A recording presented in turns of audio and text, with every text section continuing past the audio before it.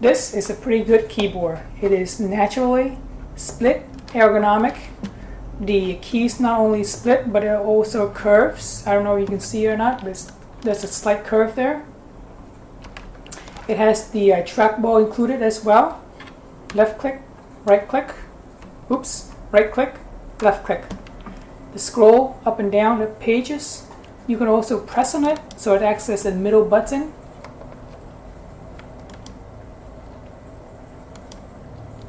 The middle button is perfect for 3D modeling.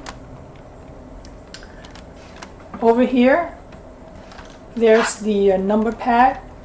This little area right here, the delete and home.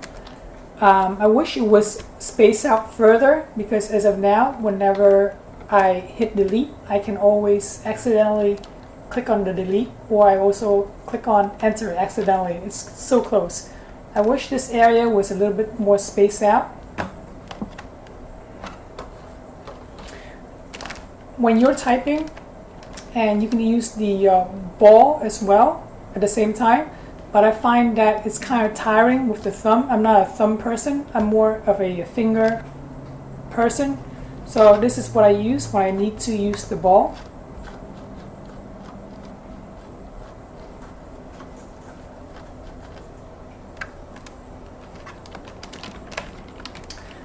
Can you use this with gaming, like Fortnite?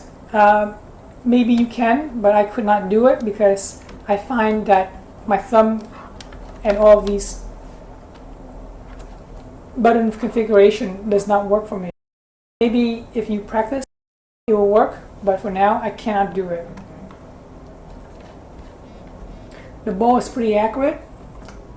If you want it to be more accurate, I wish it would be a little bit bigger, like those Logitech balls, but for some reason, I guess for size reasoning wise, they made it smaller, so that way it's more compact. Just like the whole keyboard, as you can see, it's more compact. This wrist rest is non-detachable. It is one piece. The whole thing is one piece. You cannot take it out. The whole thing is made of plastic, by the way. I know with the Microsoft Scope series, this is like soft material, like almost like fake leathery material. But no, this thing is 100% plastic. It feels cheap, but in some respect, it feels much more durable because you can scratch it as much as you want, but it won't damage the wrist pad. Up on the top, you have these media keys. You can volume up, volume down, open your media player, mute button, fast forward, fast backward, pause play. One other thing about the keys themselves is that they're perfectly flat. With the Microsoft and some of the other keyboards, they're slightly curved downward so that this is holding your fingers, but this one's perfectly flat. So I don't know if that's comfortable to some people or not. The click buttons are extremely quiet. Let me click for you.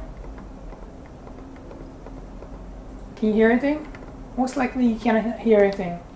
In comparison to my other trackball, it is very loud.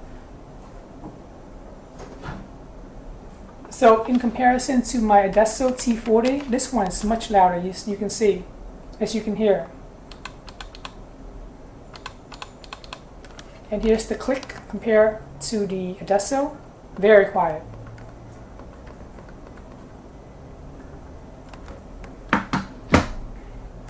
Overall, I really like this keyboard. I feel that there's some improvements can be made, but for now it's pretty good. In the back, there is the power button as well as the battery compartment. It takes 2 AAA batteries. In addition to staying flat, it can also be lifted for more ergonomic comfort. So that way the keyboard is slightly tilted downward, slope like this.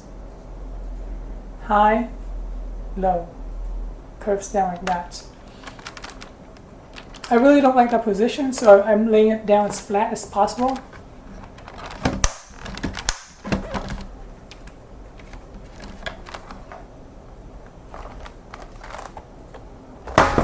Here are some close-up photos for you, close-up shots of the keys.